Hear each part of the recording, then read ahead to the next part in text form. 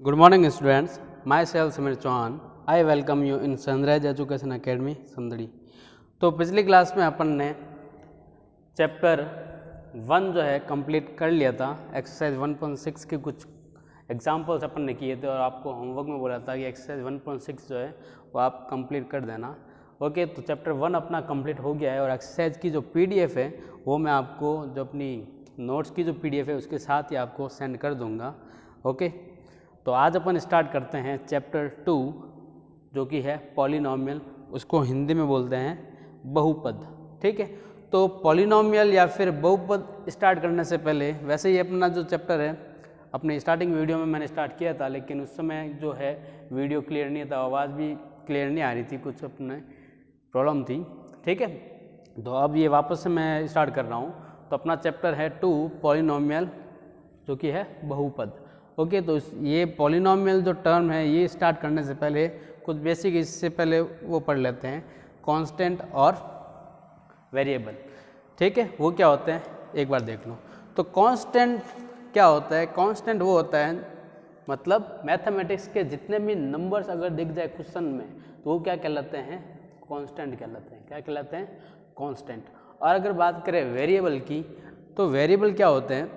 जैसे नाम क्या है? वेरिएबल, वेरी, स्टार्ट में क्या नाम आ रहा है? वेरी। तो इसका मतलब क्या होता है कि जिसकी वैल्यू जो वो वेरी करती जाए, मतलब बदलती रहे। वेरिएबल को हिंदी में बोलते हैं चर। ओके, और कांस्टेंट को बोलते हैं अचर। ठीक है, तो हिंदी मीडियम वाले भी समझ लेना। ओके, तो वेरिएबल क्या होता है कि ऐसे मतलब कोई चीज़ जिसकी वैल्यू जो है वो बार बार बदलती रहे। तो उसमें अपन मैथमेटिक्स में यूज़ करते हैं वेरिएबल के लिए इंग्लिश के अल्फ़ाबेट, सिंबल के लिए यूज़ करते हैं इंग्लिश के अल्फ़ाबेट्स। अगर कहीं पे भी एक्सप्रेशन में आपको एक्स, वाई या फिर जेड या फिर बेसिकली एक्स, वाई या जेड ही यूज होता है मैथमेटिक्स में। ओके, तो कहीं पे भी आपको मैथ्स में इंग्लिश के अल्फ़ाबेट अगर दिख जाए तो उसका मतलब क्या होंगे? वो क्या है? वेरिएबल है। क्या है? वेरिएबल।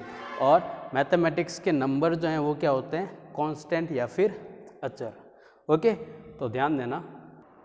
तो कांस्टेंट या फिर अचर क्या होता है? तो देखो, तो कांस्टेंट क्या होता है कि इन अ पर्टिकुलर सिचुएशन और a problem whose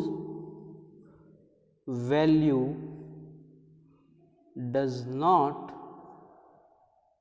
change is called constant। क्या कहलाता है वो? कांस्टेंट। ओके, मतलब किसी भी स्थिति में उसकी जो वैल्यू जो है नहीं बदले तो वो क्या हो जाता है? अचर हो जाता है। ठीक है, मतलब किसी भी स्थिति में जिसकी या फिर जिसकी वैल्यू है, जिसका मान न बदलें उसे अचर कहते हैं। एग्जाम्पल में क्या आ जाएंगे? एग्जाम्पल में आ जाएंगे सारे नंबर्स। ठीक है, मतलब नंबर्स की बात करें या फिर हिंदी में बोल सकते हैं संख्या। ठीक है, जैसे 1, 2, 3, 1000, 0.1। ठीक है, तो ये सब क्या होता है? कांस्टेंट। अगर मैं बोलूँ 1, अब 1 को कोई 2 बोल सकता है क्या? नहीं बोल सकता ना। 2 को कोई 3 बोल सकता है क्या? नहीं, वो 2 तो 2 ही रहेगा। 2 को अब मैं कोई नाम थोड़ी दे सकता हूँ, किसी इंसान का नाम भी नहीं दे सकता, जानवर का भी नाम नहीं दे सकता। 2 तो खुद एक परिभाषित या फिर डिफाइंड चीज़ है कोई। ठीक है, तो 2 क्या हो जाएगा? कांस्टेंट में काम आएगा। किस में काम आएगा? कांस्टेंट में। तो जो भी नंबर्स या फिर संख्या जितनी भी होती है मैथमेटिक्स में, गणित में, वो सब क्या कहलाती है? अचर। क्या कहलाती है? अचर। ठीक है, उसके बाद मैंने बोला था वेरिएबल। ठीक है, दूसरा नाम बोला था मैंने वेरिएबल। तो वेरिएबल या फिर हिंदी में चर, ये क्या होता है कि इसकी वैल्यू क्या होगी? चेंज होती रहेगी, इसकी वैल्यू क्या होगी, चेंज होती रहेगी। तो उसकी डेफिनेशन देख लो क्या हो जाएगी कि इन अ पर्टिकुलर सिचुएशन और a problem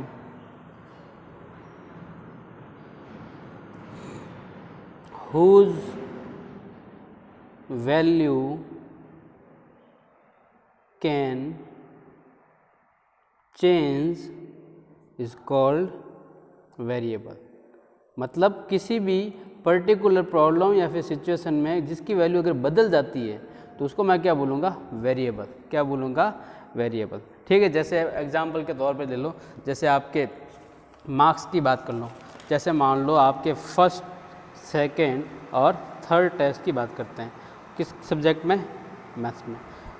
टेस्ट होता है अपना 10 नंबर का, ठीक है, सब में से 10 नंबर के होते हैं, ठीक है। मान लो फर्स्ट टेस्ट में आपके आगे 9 नंबर, सेकंड टेस्ट में आपके आगे 8 नंबर और थर्ड टेस्ट में आपके आगे 4 नंबर, ठीक है। तो यहाँ पे एग्जाम करो, देखो तो यहाँ पे ये चीज़ क्या हो रही है, कहीं बदल रही है क्या, नहीं बदल रही है। तो इसको मैं क्या बोलूँगा, इस बस समझाने के लिए। अब बोलोगे सर यहाँ पे नंबर आ गया, इसके वेरिएबल कैसे बोल रहे, देखो ध्यान दो, ये चीज़ बदल रही है क्या, नहीं बदल रही है, हमेशा 10 में से नंबर आ रहे हैं। तो ये चीज़ को मैं क्या बोलूँगा, यहाँ पे कांस्टेंट नाम दूंगा, नाम क्या दूंगा यहाँ पे, कांस्टेंट, ठीक है। और यहाँ पे ध्यान दो, फर्स्ट टेस्ट में ये नंबर कितना है, 9 नंबर, दूसरे में कितना है, 8 नंबर, तीसरे में कितना है, 4 नंबर, ठीक है। तो ये चीज़ क्या हो रही है, ये चीज़ जो है वो बदल रही है, ठीक है। मतलब ऑब्टेन्ड मार्क्स जो है वो क्या हो रहे हैं, बदल रहे हैं। तो इस ऑब्टेन्ड मार्क्स को मैं क्या बोल सकता हूँ, वेरिएबल। और टोटल मार्क्स क्या हो रहे हैं, यहाँ पे चेंज हो रहे हैं क्या, नहीं हो रहे, टोटल हमेशा 10 ही रह रहे हैं। टोटल मार्क्स जो हैं कितने में से हैं, मतलब 10 में से। तो 10 में से मार्क्स जो है वो कभी चेंज हो रहा है कि नहीं हो रहा। तो यहाँ पे टोटल मार्क्स को मैं कैसे ट्रीट करूँगा, एज ए कांस्टेंट या फिर अचर। और ऑब्टेन मार्क्स या फिर जो अपन मार्क्स प्राप्त किए हैं वो क्या हो रहा है, बार बार बदल है, कभी 9, कभी 8 और कभी 4। तो ये चीज़ क्या कहलाती है, ये चीज़ क्या हो जाएगी अपनी, वेरिएबल या फिर चर, ठीक है। वेरिएबल से पता चलता है ऐसे कोई चीज़ जो कि क्या हो, बार बार वेरी करती जाए। वेरी का मतलब भी क्या होता है, बदलना, जो बदल रही हो, तो उसको अपन क्या बोलते हैं, वेरिएबल। क्या बोलेंगे उसको, वेरिएबल। तो मैथमेटिक्स में जो है अपन यूज करते हैं वेरिएबल को दर्शाने की या फिर सिंबलाइज करने के लिए, वो होता है अपने इंग्लिश के अल्फ़ाबेट्स, ठीक है। वो कैपिटल में भी हो सकते हैं और स्मॉल लेटर में भी हो सकते हैं, ठीक है। कुछ इंग्लिश के अल्फ़ाबेट कभी कभी कांस्टेंट में भी काम आते हैं, तो वो मैं आपको बता दूंगा आगे, जैसे जब भी आएगा वो चीज़, ठीक है। तो मोस्टली जो है इंग्लिश के अल्फ़ाबेट किस चीज़ में काम आते हैं, मैथमेटिक्स में, वेरिएबल को डिनोट करने के लिए, ओके। तो हिंदी में अगर डेफिनेशन की बात करें तो क्या आ जाएगा कि किसी भी स्थिति में जिसका मान बदल सकता है उसे चर कहते हैं। क्या कहते हैं, चर, ठीक है। एग्जाम्पल की अगर बात करें तो एग्जाम्पल में क्या आ जाएंगे कि इंग्लिश के अल्फ़ाबेट्स, तो ऑल अल्फ़ाबेट्स ऑफ इंग्लिश। वैसे अल्फ़ाबेट तो इंग्लिश के ही होते हैं, लेकिन फिर भी मैं लिख दिया ऑल अल्फ़ाबेट्स ऑफ इंग्लिश। कई लोग होते हैं बुद्धू जो अल्फ़ाबेट्स पता नहीं किसी और को ही बोल देते हैं, ठीक है। तो मैंने वापस बता भी दिया कि इंग्लिश के अल्फ़ाबेट, ओके। तो एग्जांपल के तौर पर अगर लिखूँ मैं यहाँ पे एक्स, वाई, जेड, मोस्टली ये तीन जो है वो वेरिएबल के लिए यूज़ होते हैं अपने मैथमेटिक्स में। इसकी जगह कुछ भी हो सकता है, दूसरा भी हो सकता है, जैसे पी, क्यू, आर, मतलब ए से लेके जेड तक, या फिर कैपिटल लेटर में भी बात करूँ तो कैपिटल ए से कैपिटल जेड तक की जितने भी अल्फ़ाबेट्स हैं वो सब किसके लिए यूज़ होते हैं, वेरिएबल को डिनोट करने के लिए, ठीक है। तो जहाँ पर भी आपको ये दिख जाए X, Y, Z, Q, R, A, Z, A से जेड तक की ABCD, तो वो क्या बताएंगे आपको, वेरिएबल या फिर चर। और जहाँ पर भी मैथमेटिक्स में नंबर दिख जाए वो मतलब क्या है, कांस्टेंट, ठीक है। तो कभी कभी ये क्या है, कांस्टेंट और वेरिएबल जो है इक्वेशन के फॉर्म में आते हैं, ठीक है। जिसको अपन ने 8th क्लास में पढ़ा था एल्जेब्रिक एक्सप्रेशन, ठीक है, उसमें अपन ने पढ़ा। तो ये चीज़ बताऊंगा भाई एल्जेब्रिक एक्सप्रेशन क्या होता है। उसके बाद अपन पढ़ेंगे पॉलिनोमियल, जो कि अपना चैप्टर का नाम है। ओके, तो अब बात करते हैं एल्जेब्रिक एक्सप्रेशन, या फिर इसको हिंदी में बोलते हैं बीजीय व्यंजक। तो बीजीय व्यंजक बनता किससे है? कांस्टेंट और वेरिएबल को दोनों को मिला के क्या बनता है? एक एल्जेब्रिक एक्सप्रेशन या फिर बीजीय व्यंजक। तो बीजीय व्यंजक होता क्या है बेसिकली? तो डेफिनेशन पे ध्यान देंगे तो बैठे, ठीक है। तो क्या हो जाएगी डेफिनेशन कि द एक्सप्रेशन, क्या हो जाएगा कि the expression in which both constant and variable are present is called algebraic expression। Okay, मतलब क्या हो जाएगा कि ऐसा व्यंजक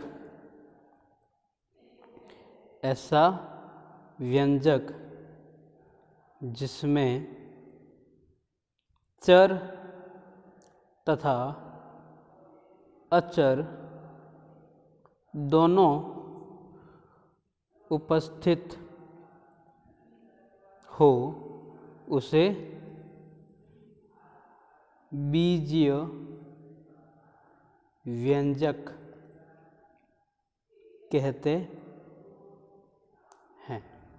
ओके, तो डेफिनेशन क्या होगी कि the expression in which both constant and variables are present is called algebraic expression.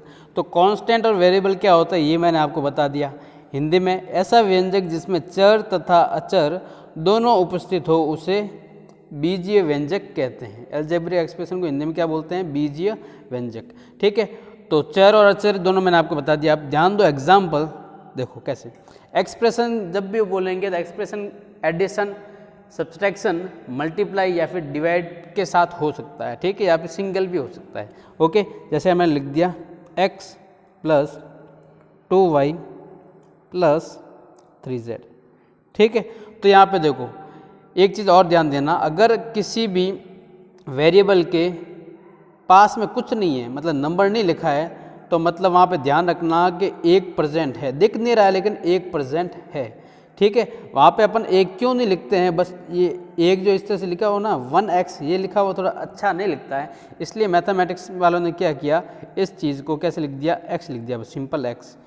यहाँ पे मानना पड़ता है कि यहाँ पे एक है, दिख नहीं रहा, इनविजिबल है, मतलब अदृश्य रूप से पड़ा हुआ है, लेकिन यहाँ पे एक प्रेजेंट है, ठीक है। और सिंबल की बात करें तो यहाँ पे प्लस भी जो सिंबल है ना, इसमें प्लस सिंबल भी है, इसमें आगे कुछ नहीं है, मतलब सिंबल की अगर बात करें तो प्लस का सिंबल लगा हुआ है, ठीक है। और नंबर की अगर बात करें तो सिंपल यहाँ पे 1 है, जो कि आपको दिखेगा नहीं, लेकिन मैथमेटिक्स में आपको नहीं है तो आपको मानना ही है। क्या मानना है? सिंबल की अगर बात करें तो क्या मानोगे?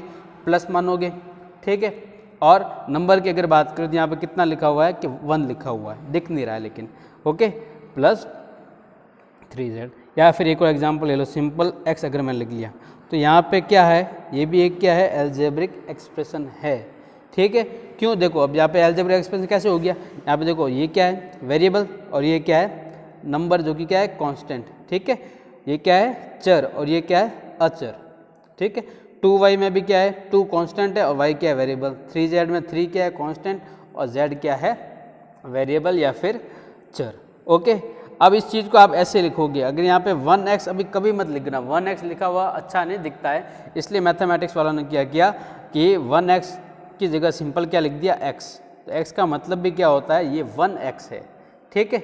अब हर जगह तो ऐसे नहीं लिख सकते, 2 को भी इनविजिबल कर दो, इसलिए 2 आपको लिखना पड़ेगा, 2, 3, 4, 5 ये आपको लिखना ही पड़ेगा। 1 आप भले लिखो ना लिखो चलेगा आपका, ठीक है। और यहाँ पे किसी एक्सप्रेशन के आगे मान लो कोई सिंबल नहीं है, यहाँ पे कोई सिंबल नहीं है जैसे, तो यहाँ पे प्लस तो है ही, आपको एज्यूम करना है कि प्लस यहाँ पे है लेकिन दिख नहीं रहा है, ओके। तो ये अलजेब्रिक एक्सप्रेशन के एग्जांपल और देख लो, जैसे x² - 3y प्लस 5z, ठीक है, या फिर x plus y plus z, ठीक है, ओके, या फिर एक्स स्क्वायर वाई। तो ये भी क्या है, ये भी एक क्या है, एल्जेब्रिक एक्सप्रेशन। मतलब जहाँ पर भी आपको एक्सप्रेशन में वेरिएबल दिख जाए, क्या दिख जाए, वेरिएबल या फिर इंग्लिश के अल्फ़ाबेट अगर आपको दिख जाए तो वो आप एक्सप्रेशन का नाम क्या बोलोगे, एल्जेब्रिक एक्सप्रेशन या फिर बीजीय व्यंजक। ओके, और सिंपल अगर बोले ये चीज़, तो इसको अगर मैं वेरिएबल ना लिखूँ मैथ में, तो मैं नंबर लिखना पड़ेगा, तो 1 + 5, तो इसको अब एल्जेब्रिक एक्सप्रेशन आप नहीं बोलोगे, ये तो सिंपली क्या बन गया, ये सिंपल एक नंबर बन गया। ओके, तो इसको अपन क्या बोलेंगे, नंबर जो आ गया तो इसको अपन क्या बोलेंगे, ये कांस्टेंट है, ये इसको अपन एल्जेब्रिक एक्सप्रेशन नहीं बोलेंगे। एल्जेब्रिक एक्सप्रेशन बनाने के लिए आपको वेरिएबल साथ में होना ही चाहिए, ठीक है, वेरिएबल और ये कांस्टेंट दोनों का मिक्सचर आपको साथ में होना ही चाहिए। ये अगर दोनों नहीं है तो वो एल्जेब्रिक एक्सप्रेशन नहीं कहलाएगा, ठीक है। यहाँ पे अगर बात करें सर यहाँ पे तो नंबर नहीं है, सर आपने बोला दोनों का एक्सप्रेशन होना चाहिए, नंबर तो नहीं है, नंबर है यहाँ पे लेकिन दिख नहीं रहा है, कौन सा नंबर यहाँ पे, 1 है, या देखो 1 यहाँ पर भी है, यहाँ पर भी है और यहाँ पर भी है, नहीं दिखे तो मतलब 1 आपको मानना ही है, ठीक है, बस ये आप गांठ बांध लो कि 1 तो आपको मानना ही है, अल्फ़ाबेट के आगे कुछ नहीं है मतलब 1 मानना ही है। सिंबल की अगर बात करें तो बोलोगे सर यहाँ पे सिंबल भी कुछ नहीं है, तो सिंबल यहाँ पे प्लस है, आपको दिखेगा नहीं लेकिन प्लस है। ओके, तो हमने कांस्टेंट, वेरिएबल और एल्जेब्रिक एक्सप्रेशन अपन ने समझ लिया। अब बात करते हैं पॉलिनोमियल्स की। पॉलिनोमियल्स होते क्या हैं उसके बारे में अब बात करते हैं। तो ध्यान देना, पॉलिनोमियल्स या फिर इसको बोलते हैं बहुपद। तो देखो पॉलिनोमियल या फिर बहुपद क्या होता है, दोनों मीडियम बता दूंगा आपको। देखो पॉलिनोमियल जो है किससे मिलकर बना है, ये बना है पॉली प्लस नोमियल, ठीक है, पॉली प्लस नोमियल्स। हिंदी में अगर बात कर दिए मिलके बना है बहु प्लस पद से मिलकर। आपने हिंदी में संधि पढ़ी होगी, वैसे इंग्लिश में भी मैं संधि बता देता हूँ, चलो ओके, वैसे होती नहीं है लेकिन फिर बता देता हूँ। ओके, तो पॉली का मतलब क्या होता है आपको पता है, पॉली का मतलब होता है मैनी, मतलब बहुत सारे, ठीक है, बहुत सारे। हिंदी में अगर बात करें तो क्या हो जाएगा, बहुत सारे या फिर मैनी। ओके, और नोमियल्स को इंग्लिश में क्या बोलते हैं, नोमियल्स को इंग्लिश में बोलते हैं टर्म्स। क्या बोलते हैं, टर्म्स, ठीक है, क्या बोलते हैं, टर्म्स, ठीक है। तो बहुत सारे टर्म्स जिसमें आ जाए उसको अपन क्या बोलते हैं, पॉलिनोमियल्स। क्या बोलते हैं, पॉलिनोमियल्स, ठीक है। अब बात करते हैं बहुपद। बहुपद, बहु का मतलब वो दुल्हन वाली बहू नहीं, बहु का मतलब होता है यहाँ पे बहुत सारे, क्या हो जाएगा, बहुत सारे। और पद मतलब पद ही होता है, पद मतलब पद ही होगा। अब पद और टर्म क्या होगा ये भी मैं आपको बता देता हूँ। देखो टर्म या फिर पद क्या होता है ये बताता हूँ। पद को पद ही बोलते हैं, तो बहुत सारे पदों से जो मिलके बना होता है उसको अपन क्या बोलते हैं, बहुपद। या फिर मैनी टर्म से जो मिलके बना होता है, मतलब बहुत सारे टर्म्स से अगर मिलके बना होता है उसको अपन क्या बोलते हैं, पॉलिनोमियल्स। और हिंदी में क्या बोलते हैं, बहुत सारे पदों से अगर कोई मिलके चीज़ बनती है तो उसको अपन क्या बोलते हैं, बहुपद, ठीक है। अब बात करते हैं, चलो सर यहाँ पे मैनी ये तो समझ में आ गया, टर्म्स या फिर पद क्या होते हैं। तो देखो टर्म्स या फिर हिंदी में अगर लिखें पद, तो पद क्या होगा, सिंपल, अगर कोई भी आपको एल्जेब्रिक एक्सप्रेशन दिख जाए सिंपल पड़ा हुआ, जैसे मान लो x², तो ये क्या हो जाएगा, एक टर्म कहलाएगा। क्या कहलाएगा, एक टर्म कहलाएगा, ठीक है। कोई भी एक एक्सप्रेशन दिख जाएगा आपको एल्जेब्रिक एक्सप्रेशन, ठीक है, तो उसको अपन क्या बोलते हैं, टर्म बोलते हैं। जैसे मान लो लिखा है 3x, तो ये 3x भी क्या एक टर्म है, क्या है, एक टर्म। ओके, अगर बात करूँ यहाँ पे लिखा है x + y, तो यहाँ पे जब प्लस आ गया है तो इसने क्या किया, दो टर्म को जोड़ा है। तो यहाँ पे टर्म कितनी होगी, 2, x और y, कितने टर्म है यहाँ पे, 2 टर्म है। अगर मैं बात करूँ x³ + y² + z + 5, तो यहाँ पे 5 भी जो है वो एक टर्म है, क्या है, एक टर्म के लिए ही लिखा जाएगा। ओके, अब ये एक टर्म, ये 2 टर्म, ये 3 टर्म और ये 4 टर्म, इसने क्या किया है, प्लस सिंबल ने क्या किया, 3-4 चीज़ों को इसने जोड़ दिया। तो जब इसने जोड़ दिया तो इसने क्या चीज़ों को जोड़ा, मतलब किसको जोड़ा, टर्म को जोड़ा या फिर पद को जोड़ा। तो ये अलग अलग बात करूँ तो ये क्या कहलाता है, एक टर्म कहलाती है। क्या कहलाती है, एक टर्म कहलाती है। तो ऐसे ही मतलब बहुत सारे टर्म को इसने जोड़ दिया, वो घटा भी सकता है, मतलब माइनस भी हो सकता है, जैसे x cube minus y square minus z minus 5। तो ये भी एक टर्म क्या कहलाएगा, ये भी पूरा एक चीज़ क्या कहलाएगी, पॉलिनोमियल। और इस चीज़ को मैं क्या बोलूँगा, टर्म्स बोलूँगा। Terms can be multiply, can be divide, can be add और कैन बी सब्सट्रैक्ट। टर्म्स को अपन डिवाइड भी कर सकते हैं, मल्टीप्लाई भी कर सकते हैं, सब्सट्रैक्ट भी कर सकते हैं और ऐड भी कर सकते हैं। तो ये क्या कहलाती है, अपनी टर्म्स कहलाती है। ठीक है, तो चलो टर्म्स समझ में आ गई, टर्म्स क्या होती है, पॉलिनोमियल्स समझ में आ गया। लेकिन सर डेफिनेशन बता दो तो और अच्छा हो जाएगा। तो देखो डेफिनेशन क्या होती है, डेफिनेशन थोड़ी सी अलग है, तो मैं बता देता हूँ। उससे पहले होल नंबर आपको पता होगा, मैंने चैप्टर 1 जब पढ़ाया था तो उसमें होल नंबर बताया था। होल नंबर क्या होते हैं आपको पता ही है, जो कि 0 से स्टार्ट होकर कहाँ तक चलते हैं, अनंत तक चलते हैं। मतलब 0 से स्टार्ट होते हैं और अनंत तक चलते हैं। होल नंबर में कोई भी नेगेटिव टर्म नहीं आती है, और होल नंबर में कभी भी रेशियो की फॉर्म में आता ही नहीं है। होल नंबर क्या होता है, सिंपल नंबर्स जो कि 0 से स्टार्ट होंगे और अनंत तक चलेंगे। पूरे नंबर, पॉइंटों वाले भी नहीं और बट्टे वाले भी नहीं और नेगेटिव वाले भी नहीं, 0 से लेके अनंत वाले सारे नंबर्स को अपन क्या बोलते थे, होल नंबर। होल नंबर का मैंने क्यों यूज बताया आपको, क्योंकि पॉलिनोमियल की डेफिनेशन में जो है वो यहाँ पे आपका यूज होगा। ठीक है, अब अपन ने जब चैप्टर 1 की एक्सरसाइज 1.6 अपन कुछ कर रहे थे, बेसिक कर रहे थे, तो उस समय अपन ने ये पढ़ा था, ये वाली चीज़ एक पढ़ी थी, एक्सपोनेंशियल कुछ फॉर्म पढ़ा था। ठीक है, तो ये जो देखो ये वाली चीज़ a की पावर p वाला पढ़ा था ना, तो इसको मैं क्या बोलता था, बेस, और इसको क्या बोलता था मैं, पावर। ठीक है, पावर, या फिर इसको एक्सपोनेंशियल भी बोलते हैं, एक्सपोनेंशियल। ठीक है, और इस पूरे नंबर को बोलते हैं एक्सपोनेंशियल नंबर। क्या बोलते हैं, एक्सपोनेंशियल नंबर। ठीक है, इसको पावर या एक्सपोनेंशियल बोलते हैं, मतलब घात भी बोल सकते हैं इसको। एक्सपोनेंशियल पावर एक ही मतलब है, क्या बोलते हैं हिंदी में, घात। और इस पूरे नंबर को अपन क्या बोलेंगे, घातीय संख्या। ये भी मैं क्यों बता रहा हूँ, क्योंकि पॉलिनोमियल की जो डेफिनेशन है उसमें यूज होगा ये सारी चीज़ें। ठीक है, टर्म्स, होल नंबर, ये एक्सपोनेंशियल, ठीक है, ये सारे यूज होंगे। तो देखो अब बात करते हैं मेन पॉलिनोमियल की, कि पॉलिनोमियल होता क्या है बेसिकली। तो ध्यान देना कि डेफिनेशन बता देता हूँ कि पॉलिनोमियल क्या होता है। पॉलिनोमियल एक तरह से एल्जेब्रिक एक्सप्रेशन है, और जब एल्जेब्रिक एक्सप्रेशन है तो उसमें कांस्टेंट और वेरिएबल आएंगे, और कांस्टेंट और वेरिएबल आएंगे तो टर्म्स भी आएगी। ठीक है, 2, 3 या फिर एक टर्म भी हो सकती है। ओके, तो चलो बात करते हैं। तो क्या हो जाएगा कि डेफिनेशन क्या हो जाएगी कि द एल्जेब्रिक एक्सप्रेशन